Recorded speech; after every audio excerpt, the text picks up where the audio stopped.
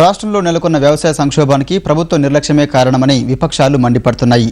ఎరువులు, విత్తనాలు, విద్యుత్, వర్షాభావ సమస్యలను ఎదుర్కొనేందుకు కనీస ప్రణాళిక కూడా లేదని టీడీపీ ఆక్షేపించింది. ఎరువులు అడిగితే కేసులు పెట్టి జైలులో పెడుతున్నారని ఆ పార్టీ సీనియర్ నేతలు హరీశ్వర్ రెడ్డి, మైసూరారెడ్డి విమర్శించారు.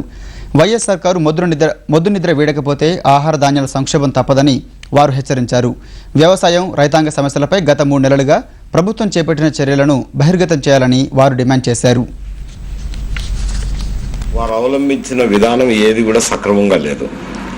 ఎరువుల పంపిణీ అంటే అంతా ఎరువులన్నీ బ్లాక్ మార్కెట్లోకి వెళ్ళిపోయినాయి.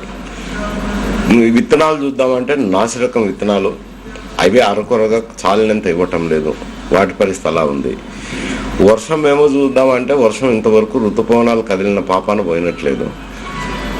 మేఘమదనానికి మాత్రం 40 కోట్ల రూపాయలు రిలీజ్ చేసి 40 కోట్ల రూపాయలు శాంక్షన్ చేసినారు. 25 కోట్ల రూపాయలు అడ్వాన్స్గా రిలీజ్ చేసినారు. మరి మేఘమదనం ఎక్కడ జరుగుతుందో, వర్షాలు ఎక్కడ పోయినాయి, ఇంతవరకు పారిపోయినట్టుండే వీరి మేఘమదనం నుంచి.